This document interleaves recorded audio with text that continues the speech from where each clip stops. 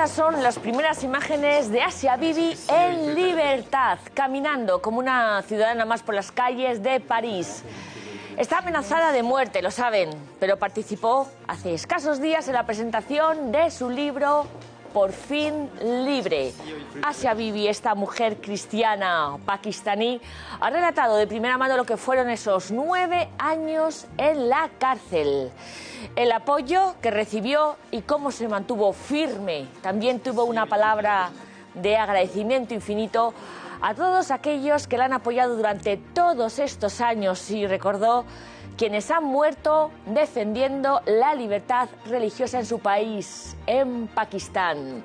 Con estas preciosas imágenes de Asia Bibi en libertad arrancamos este programa, Perseguidos pero no olvidados, de ayuda a la iglesia necesitada, en el que vamos a hablar de otras cosas más. Lo adelantamos en este sumario.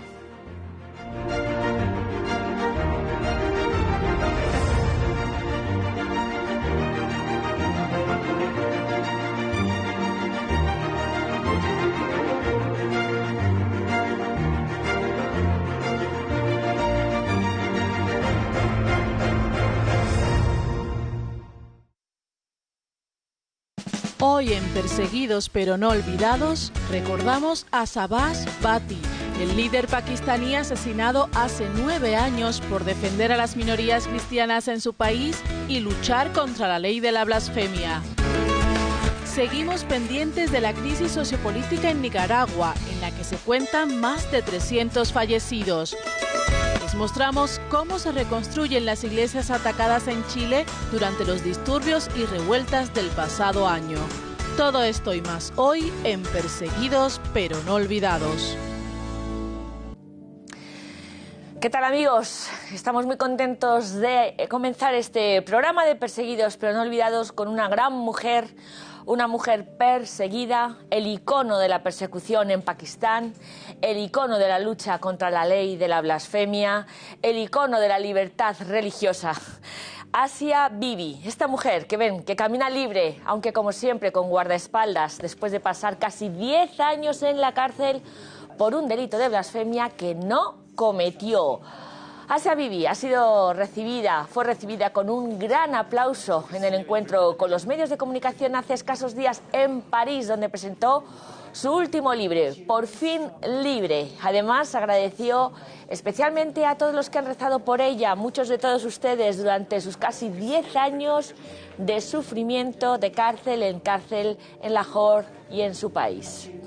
Esta mujer, libre, aseguró que durante todos estos años, a pesar de haber sido condenada a muerte, que su vida corriera peligro incluso dentro de la cárcel porque podía ser envenenada, incluso por alguno de sus carceleros o por sus propias compañeras, nunca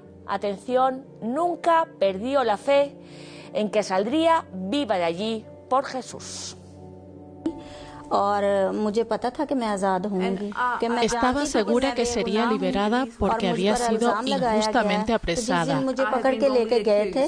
Y el día que me apresaron supe que algún día estaría libre porque yo había sido acusada en el nombre de Jesús y sabía que sería liberada en su nombre.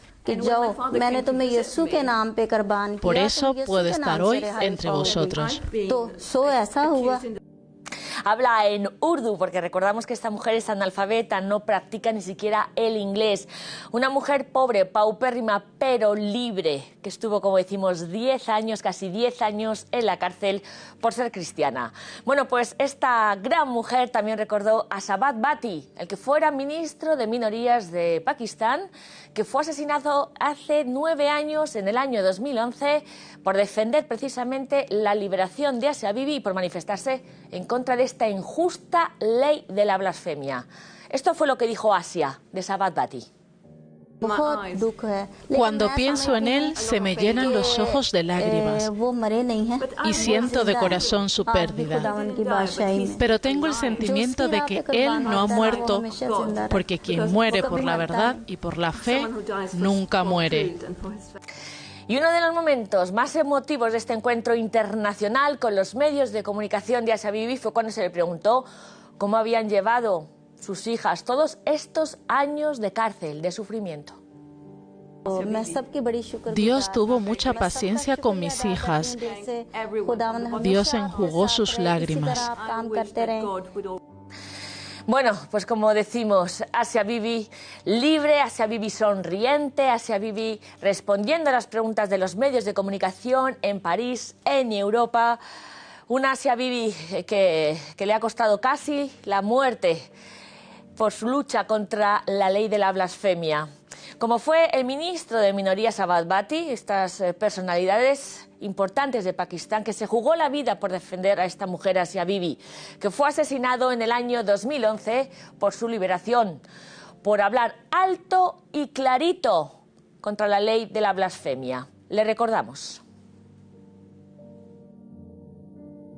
Sabat Bhatti fue el primer cristiano en formar parte del gobierno de Pakistán.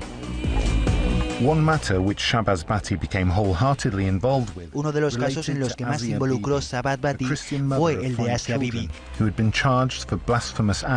la cristiana condenada a muerte por un supuesto delito de blasfemia. Su oposición a la ley de blasfemia y sus esfuerzos por derogarla hicieron que recibiera numerosas amenazas, incluso de muerte. Por liderar esta campaña contra las leyes basadas en la Sharia y para la abolición de la ley de la blasfemia, alzando la voz por los cristianos y otras minorías oprimidas, marginadas y perseguidas, los talibanes me han amenazado. Pero quiero compartir mi fe en Jesucristo, que dio su vida por nosotros. Sé cuál es el significado de la cruz y la sigo.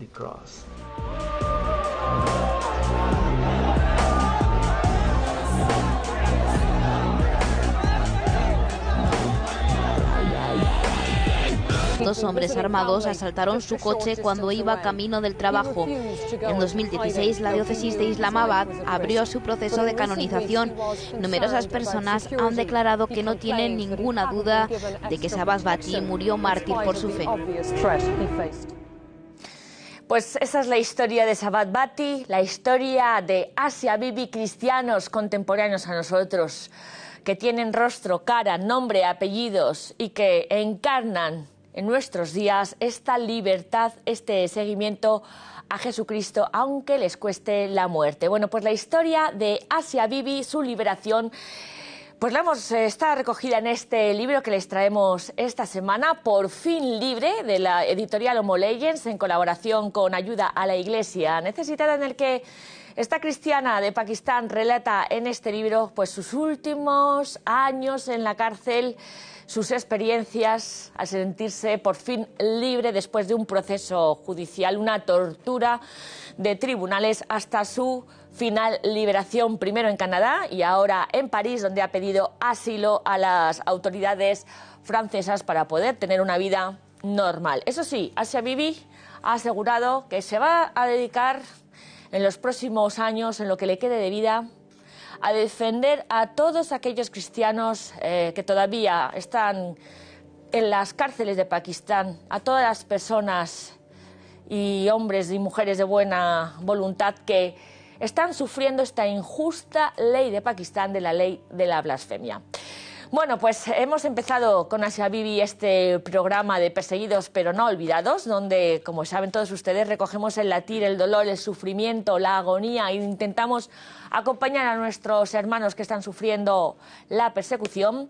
Y nos vamos a otro país, nos vamos hacia el oeste, nos vamos a América, porque vamos a hablar de Nicaragua, un pequeñísimo país grande en la fe, que está sufriendo muchísimo, una crisis nacional, una dictadura absoluta, sanguinaria, que está provocando el sufrimiento de todo un pueblo y además el acoso a la Iglesia. Vamos a hablar de Nicaragua porque nos acompaña en este programa Verónica Quant, procedente de Nicaragua, que está estudiando en la Universidad Eclesiástica de San Dámaso, natural de Managua, que tiene familia allí, que nos va a resumir pues en los próximos minutos el sentir de lo que está pasando en tu país. Bienvenida, Verónica. Muchas gracias por la invitación y por permitirme hablar un poquito de la situación pues terrible que vivimos en Nicaragua en la iglesia. En la Iglesia, que sufre con el pueblo los acosos, exactamente, la intimidación de un régimen que cada vez va a peor. Todo, lo gordo fue en el 2018, ahora lo resumiremos, pero estamos en el 2020 y la situación cada vez más exactamente difícil. Esto, pues la Iglesia en Nicaragua siempre pues se ha caracterizado en ser una iglesia perseguida, acosada, enemiga de este régimen. Como dices tú bien, estamos lamentablemente sufriendo una dictadura, y la Iglesia en Nicaragua nunca ha mantenido un perfil bajo. La Iglesia en Nicaragua siempre se ha caracterizado por denunciar, por hablar, por hacer sentir su voz hacia los más débiles y desfavorecidos. Como tú has dicho bien, bueno, se ha escuchado un poco más hablar de este problema a raíz de los problemas sociopolíticos que iniciaron en abril del 2018, cuando a raíz de unas injustas reformas, digamos, el pueblo como que se levantó, empezó a protestar, y hubo una represión brutal que dejó un saldo de muertos, heridos, presos políticos, y la Iglesia siempre estuvo ahí defendiendo a los más débiles, al pueblo. Pero quisiera hacer una aclaración, que a mi juicio esta persecución de la Iglesia no solamente empezó a raíz de estas protestas, sino que la persecución en la Iglesia inició, según pienso yo, en los años 80, siempre dentro de este régimen, y creo yo que nosotros somos tristemente conocidos a nivel mundial por el recibimiento que se le dio a San Juan Pablo II en 1983.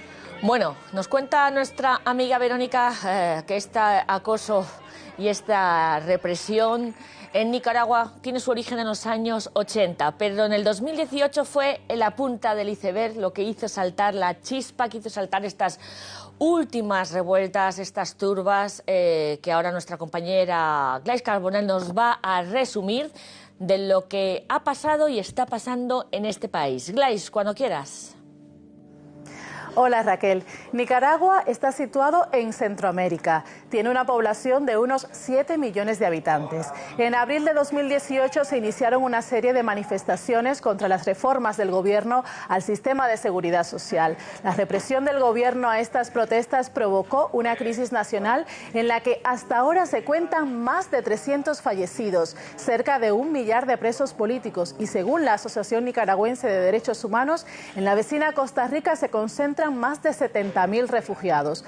Además, recientemente el Centro Nicaragüense de Derechos Humanos publicó un informe en el que se mostraba que durante los meses de julio y agosto de 2019 tuvieron lugar crímenes selectivos, impunidad ante violaciones de derechos humanos y también un incremento de la represión y la persecución.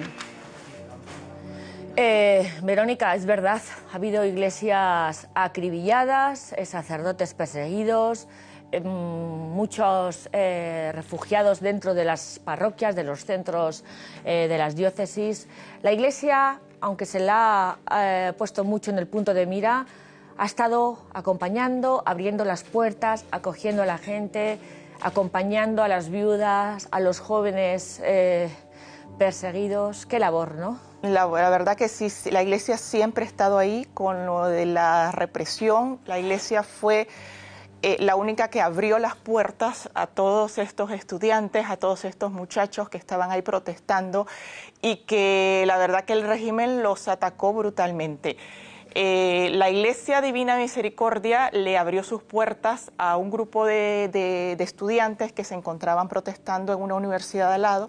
Los sacerdotes llegaban y los iban a buscar a la iglesia. El padre Zamora y el padre Eric fueron muy valientes al recoger a estos chicos e irlos a guardar dentro de la iglesia, y eso les costó una destrucción, podría decirse. La iglesia durante 10 horas estuvo bajo un asedio de balazos, ráfagas de armas que no eran armas, digamos, civiles, sino que eran armas de origen militar. ni el sagrario se salvó, es decir, el sagrario de la Iglesia de Vida y Misericordia tiene los agujeros de bala que quedaron después de ese ataque. La imagen del Cristo de la Divina Misericordia también tiene agujeros de bala. Yo fui a ver esa iglesia y la verdad que a uno se le ponen los pelos de punta, es horrible. Las paredes llenas de agujeros, los cristales rotos, las bancas, cómo quedó esa iglesia, o sea, llena de sangre porque murieron en su interior 2 estudiantes. Y la verdad que los organismos de derechos humanos que llegaron después a ver todo eso, se quedaban asustados porque, o sea, unas personas en total indefensión dentro de una iglesia siendo atacadas, o sea, con armas de calibre pesado por parte de parapoliciales, paramilitares del gobierno. Y para los que nos estén escuchando en este día, Verónica, la Iglesia siempre apuesta por el entendimiento, por el diálogo, por la paz, por la convivencia. No es que la Iglesia esté cerrada en las trincheras y haya 2 frentes. Explica este punto. Exactamente. La Iglesia siempre, como dices tú, ha estado del lado del diálogo. Y la mejor prueba de ello es cuando se dieron en los primeros meses de la represión de abril del 2018, el gobierno se sintió tambaleado y quiso realizar un supuesto diálogo. Un diálogo, y le pidió a la Iglesia Católica, que es la institución más creíble del país, que se sentara y fuera mediadora y testigo del diálogo. Pero al gobierno no le resultó como esperaba. La Iglesia no se dejó en ningún momento manipular, la Iglesia no se dejó intimidar. La Iglesia siempre dijo la verdad, estuvo al lado de los pobres, y la verdad que al gobierno eso no le gustó, no era lo que se esperaba. Y posterior a eso, ¿verdad? Como la Iglesia no siempre estuvo del lado de los indefensos, vino muchísima represión, inclusive en carne propia, a los propios obispos y sacerdotes. Al cardenal Bremes, al nuncio, al monseñor Silvio Báez, todos nos acordamos de aquellas imágenes tremendas. Bueno, pues el papel de la Iglesia, aunque está atacado y perseguido, como contamos en este programa semanalmente, Verónica, y lo constatamos hoy en la Iglesia que peregrina en Nicaragua, es tender la mano. Sí. Anunciar a Jesucristo, que es el único que puede traer la convivencia y la paz. Qué labor tan fuerte, ¿no? En este momento, desde este punto de inflexión, hay que decir, nosotros, la Iglesia, apuesta de nuevo por esta unidad de las familias, de los jóvenes, que tienen mucho que aportar a una sociedad nicaragüense rota, herida, destrozada. Totalmente, o sea, todo lo que son los valores familiares, morales, religiosos, quedaron destruidos en la época de los 80 y actualmente pues todavía continúa así.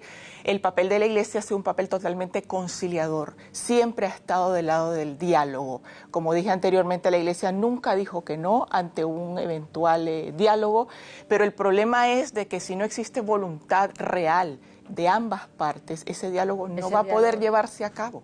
Pero la Iglesia siempre está ahí, aboga por la paz. Como dijo San Juan Pablo II en la primera visita, la primera que quiere la paz es la Iglesia. Y eso pues no hay discusión.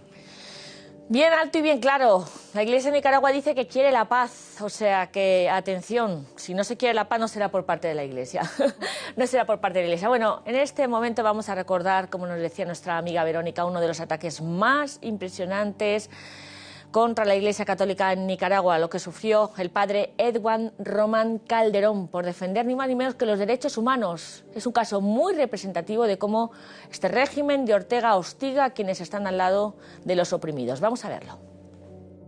El padre Edwin Román es párroco de la iglesia de San Miguel Arcángel de Masaya, en Nicaragua, ciudad donde tuvieron lugar algunos de los principales disturbios. En un momento podemos decir que nos parcializamos, porque como iglesia y como derechos humanos nos debemos la atención al prójimo, sea quien sea. De hecho, el padre Román ha sido retenido en varios momentos por la policía sin ningún motivo más que la intimidación. Este hecho es una de las consecuencias de su trabajo por los derechos humanos en Nicaragua desde el inicio de la crisis sociopolítica que afecta al país en abril de 2018. La semana pasada, yendo hacia Granada, se me detuvo solamente para tomarle fotografía a mi documento. Ahora, casi 2 años después del inicio de las revueltas, el padre Edwin Román asegura que la situación, lejos de mejorar, ha empeorado, que hay quienes incitan al odio contra la Iglesia Católica, pero también asegura que no pierde la esperanza. Por eso pide el apoyo de la comunidad internacional para que en Nicaragua haya de nuevo paz y estabilidad. Desde luego la misión de la Iglesia es sostener a este pueblo muy cristiano, ¿no?, que está muy unida a sus líderes, es la institución más creíble en todo el país. Y un país, Nicaragua, donde a pesar de estar en el punto de mira, en la diana, crece.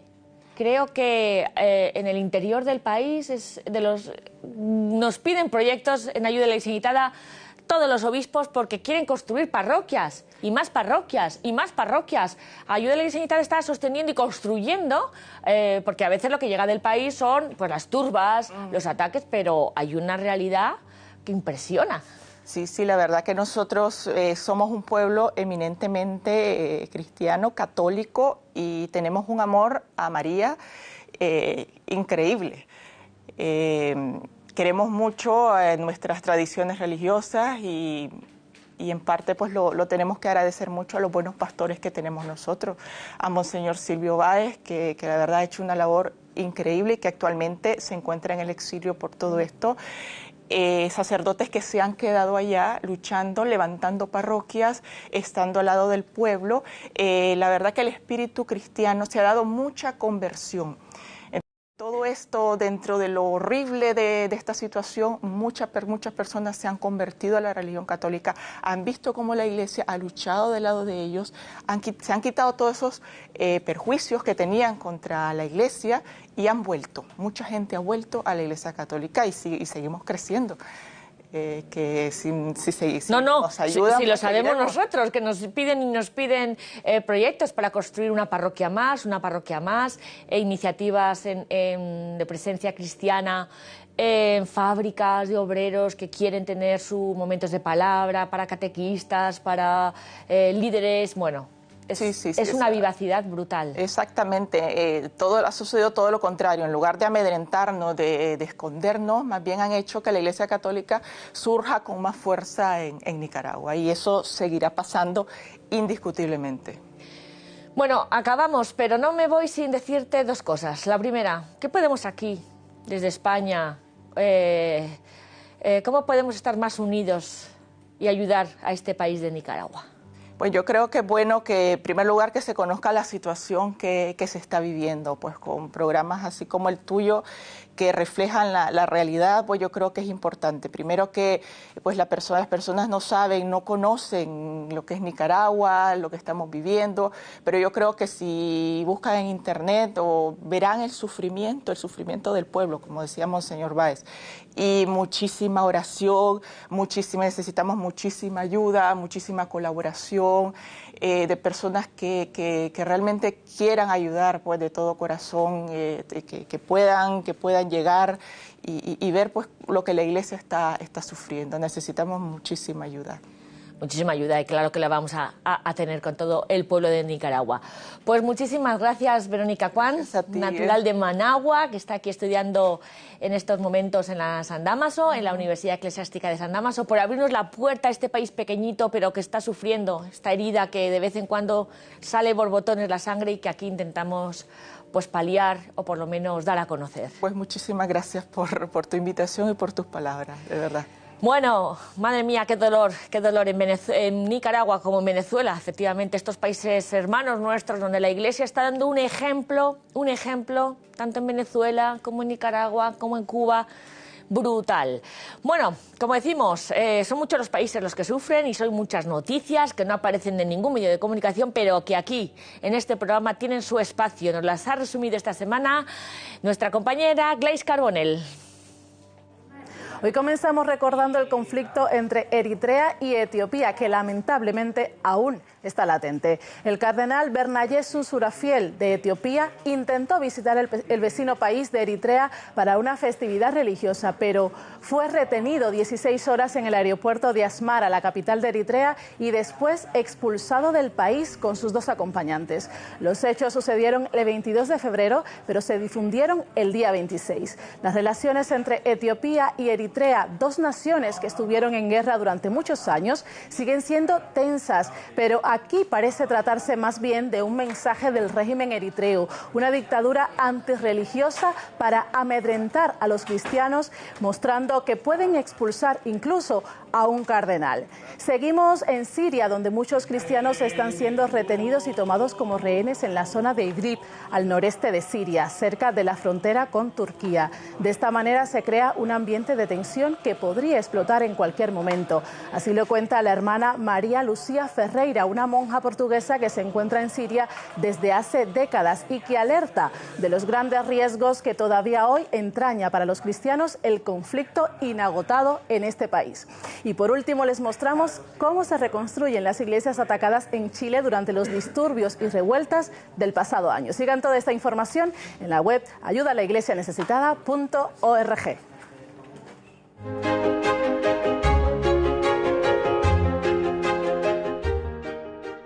Hola artistas, ¿qué tal? ¿Cómo estáis? Hoy os traigo un lienzo precioso, es de Zurbarán, es del siglo XVII, está en el Prado y se llama El martirio de Santiago. Espero que os guste. En este lienzo vemos el martirio de Santiago. Santiago fue uno de los discípulos de Cristo, era del grupo de los dilectos, que quiere decir aquellos discípulos más cercanos a Cristo, junto a Pedro y a Juan. Él estuvo, por ejemplo, en la Transfiguración, estuvo en el Getsemaní acompañando al Señor y fue patrón, es patrón de España, es el discípulo que trajo el cristianismo aquí a España y a que se le apareció en Zaragoza la Virgen María. ¿Qué nos enseña este discípulo? La cercanía a María, esa cercanía de tener mucha fe en María, y después también es el primero que dio la vida, el primero de los discípulos de Cristo que dio la vida por Jesús. Él muere alrededor del año 41-44 en Jerusalén a manos de Herodes Agripa y vemos en este cuadro cómo está Herodes, el rey Herodes Agripa, indiferente al martirio de este santo. Solamente hay un perro que lo está mirando. El perro es un símbolo muy antiguo de la caridad y ese perro está mirando a Santiago.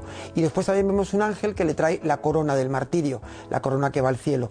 El santo se halla en un éxtasis mirando con sus ojos hacia el cielo, mirando la gloria de Dios, mientras que los personajes que están alrededor pues son totalmente indiferentes a lo que está ocurriendo en esta escena.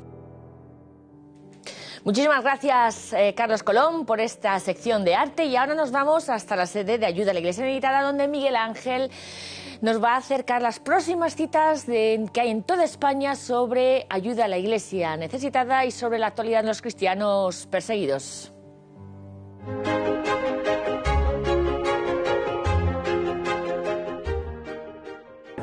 Hola Raquel, desde la sede de Ayuda a la Iglesia Necesitada, el día 5 de marzo en Zaragoza se llevará a cabo una oración por los cristianos perseguidos actualmente.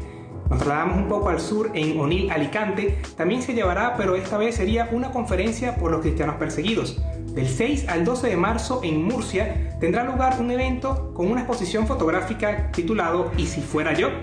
En Albacete, el día 6 de marzo, se realizará un Via Crucis y contará también con un testimonio sobre la realidad que atraviesa el país de Irak. Y para finalizar, en Salamanca, el día 8 de marzo, se celebrará una Eucaristía por los cristianos perseguidos y necesitados. Para mayor información, pueden consultar en nuestra página web ayudalaiglesianecesitada.org. Hasta luego. Muchas gracias, Miguel Ángel Sánchez. Hacemos una pequeñísima pausa y continuamos en Perseguidos pero no olvidados.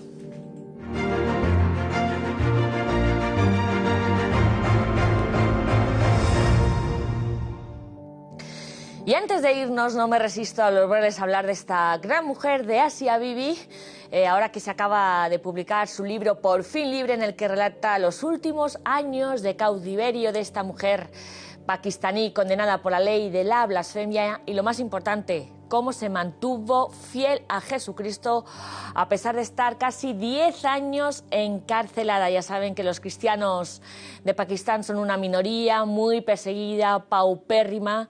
Pakistán es el país del Islam más puro. Pak significa puro, ortodoxo. Stan significa tierra. Es el país, la tierra del Islam pues como decimos, más ortodoxo, uno de los países más peligrosos para vivir la fe de todos los que siguen a Jesucristo. Bueno, pues esta mujer libre en su interior es todo un ejemplo en donde, pues a pesar de todo lo que tuvo que sufrir, nunca renegó de Jesucristo y siempre se mantuvo fiel a su religión.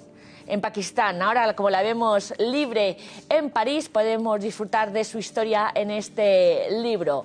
Asia Bibi nos ha dicho a todos que por Jesús estuvo encarcelada y que Jesús fue el que la liberó, y nos ha dicho que no tengamos miedo, que si está ella en pie ha sido por Jesús.